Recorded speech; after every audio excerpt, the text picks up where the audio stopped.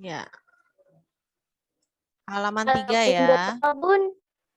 Halaman 3. Halaman berapa, Bun? 3. Halaman 3. Sudah?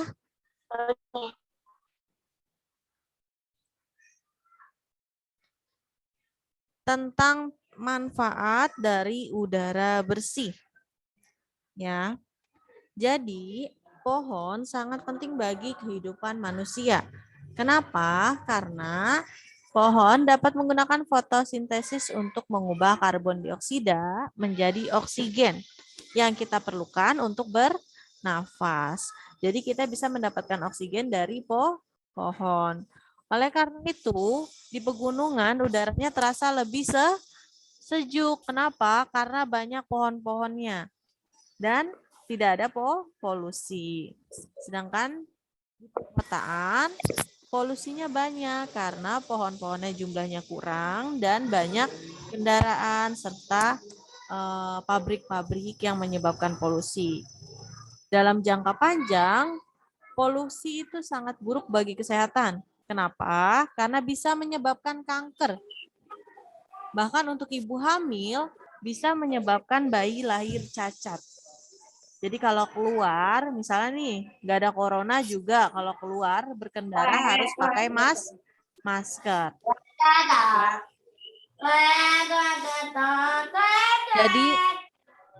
Jadi polusi udara itu sangat berbahaya, sama seperti asap rokok. Ya, jadi harus memakai masker. Lalu berolahraga di bawah rindangan pohon atau di bawah pohon itu dapat membuat kita bahagia dan meningkatkan rasa rileks karena udaranya yang kita hirup adalah udara yang bersih. Nah, lalu siapa yang menciptakan udara bersih? Nih, nomor 1 yang bawah, coba lihat. Siapa yang menciptakan udara yang bersih? Ada yang tahu? Kurang tahu, Bun. Yang menciptakan udara bersih?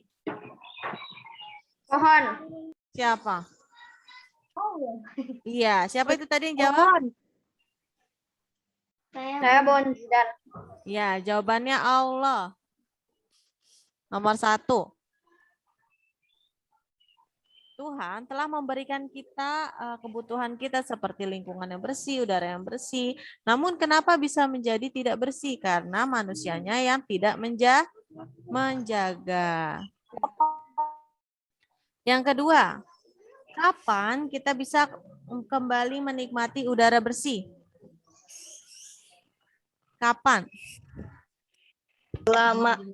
Selama dilestarikan. Saat pagi hari.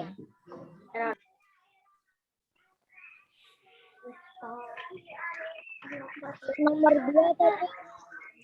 Pagi hari dan dengan melestarikan lingkungan. Nomor 2. Dan dengan melestarikan lingkungan.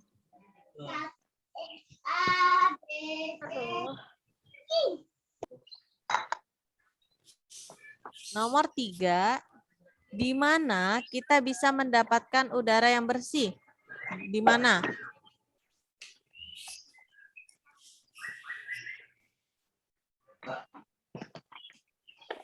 Di mana kita bisa dapat udara yang bersih? Yang banyak pohon-pohon itu di mana? Pedesaan. Gunung. Ya, di pegunungan. Nomor 3 itu, di pegunungan.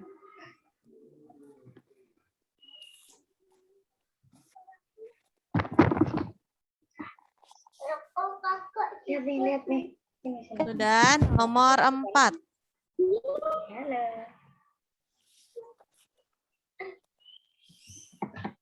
Nomor 4, apa manfaat udara bersih bagi tubuh kita? Apa ayo? Untuk menyehatkan tubuh, tulis.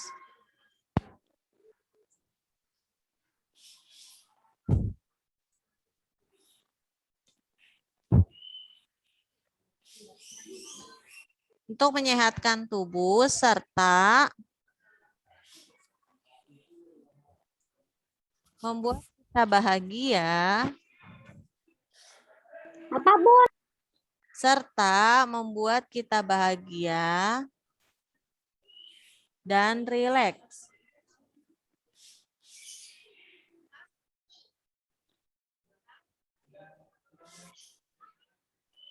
Dan rileks. Nomor 5. Mengapa di daerah perkotaan kita mengalami kesulitan udara bersih? Karena banyak polusi.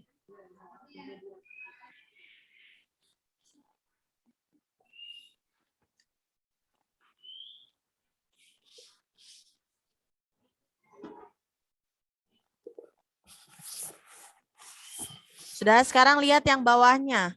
Ada gambar ikan tentang alat pernafasan pada hewan. Kemarin kita sudah bahas tentang organ gerak, sekarang tentang organ pernafasan. Ya, bisa lihat di gambarnya. Alat pernafasan ikan. Ikan bernafas dengan menggunakan insang. Insangnya itu ada di kanan dan kiri seperti kuping. Ya, kan kalau ikan mulut sama insangnya suka kebuka ketutup ya. Kalau mulutnya suka mangap-mangap. Kenapa begitu? Karena ternyata mulut ikan kenapa suka mangap? Karena airnya masuk melalui mulut. Nih, airnya masuk melalui mulut. Terus keluar melalui insang. Oleh karena itu dia pasti kebuka dan tertutup.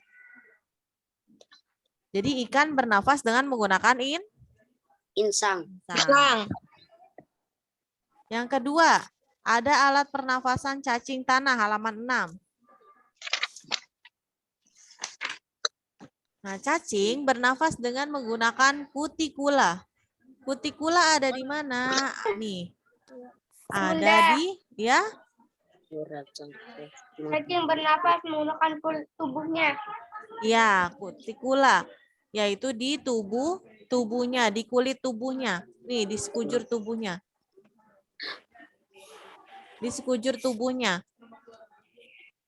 Jadi dia bernafas, nama alat pernafasannya kutikula dan itu ada di seluruh tubuhnya, bukan hanya cacing. Seperti apa ya, belut juga sama. Menggunakan kutikula. Ya, belut listrik. Ya.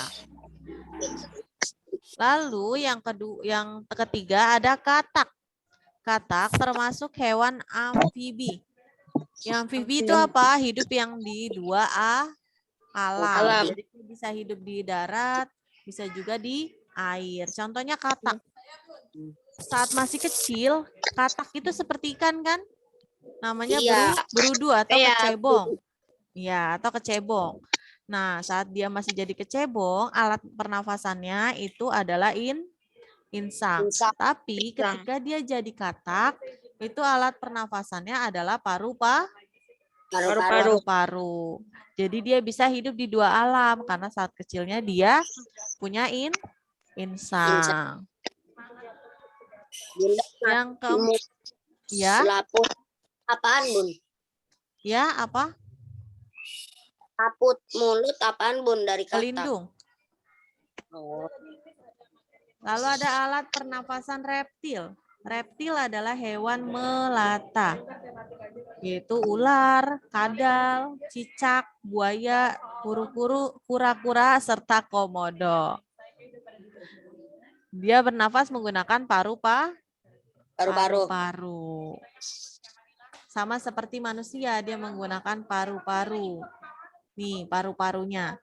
Paru-paru itu ada 2 ya, sebelah kanan dan kiri. Lalu, kenapa kura-kura bisa menyelam dan airnya nggak masuk ke paru-paru? Karena ketika menyelam, dia menutup lubang hidungnya.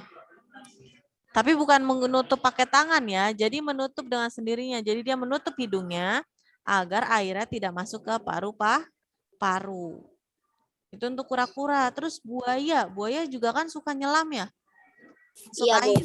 Kenapa paru-parunya tetap bisa napas? Karena saat buaya masuk ke air, saat berenang, dia menutup tenggorokannya pakai lidah. Lidahnya dia menutup tenggorokannya agar tidak kemasukan air. Makanya buaya bisa berenang lama di dalam air. Lalu yang kelima ada burung. Nah, burung juga sama. Dia bernafas dengan menggunakan paru-paru. Ya. Lalu ada pundi-pundi udara. Nih, di sekitar tubuhnya. Ada di sayapnya, ada di leher, bahkan ada di perutnya. Nah, fungsinya apa sih pundi-pundi udara? Fungsinya agar melindungi tubuhnya dari cuaca dingin. Terus suaranya agar lebih nyaring. Dan yang terakhir, saat burung, ada kan burung yang suka berenang ya buat ngambil makan? Ada. Ya, nah itu agar dia mudah untuk mengapung dan menyelam. Jadi banyak manfaat dari pundi-pundi udara yang ada di dalam burung. Tapi ingat dia bernafasannya bukan pakai pundi udara ya, tapi pakai paru.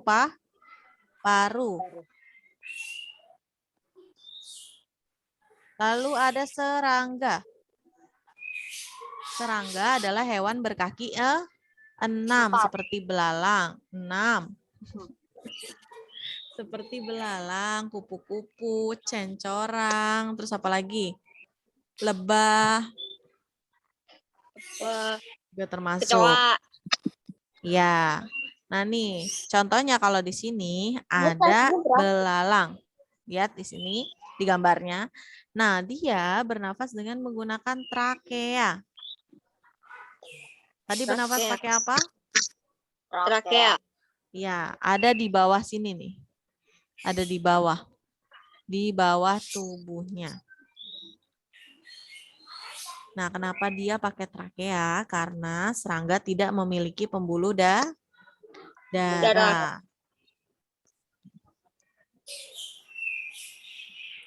Nah, sekarang buka halaman 8. Udah? Udah, Bun. Iya. Jadi, cacing tanah itu menggunakan permukaan kulit bernafasnya. Serangga menggunakan trakea. Ikan menggunakan insang. Katak atau amfibi itu di air menggunakan insang dan di darat menggunakan paru. Jadi dia ada 2.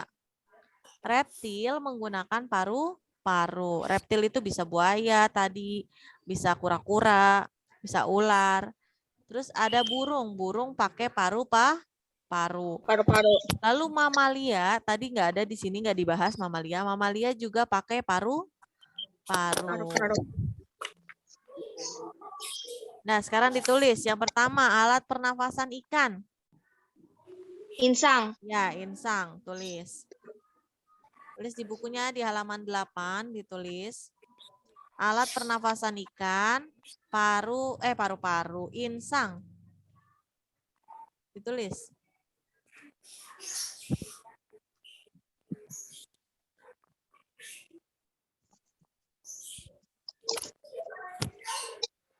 Yang kedua, alat pernafasan burung. Tadi apa? Paru-paru. Ya, tulis paru-paru. Alat pernafasan reptil. Paru-paru. Reptil itu apa, Bun? Reptil itu yang tadi kayak ular, buaya, kura-kura, itu reptil. Paru-paru. Ya, pakai paru-paru. Bun. Itu katak ya, Bun? Ya, amfibi itu katak. Alat pernafasan amfibi tadi apa? Insang dan paru-paru. Jadi dia punya keduanya ya, punya insang sama paru-paru. Makanya dia bisa hidup di air maupun di darat. Lalu ada alat pernafasan serangga tadi apa? Trakea. Ya, trakea. Ditulis di bukunya. Sudah. Yang terakhir, alat pernafasan cacing. Tadi apa? Menggunakan apa? Kutikula. Ya, kutikula atau permukaan kulit. Tadi apa, Mon? Kutikula atau permukaan kulit. Dan sambil nol. Dah.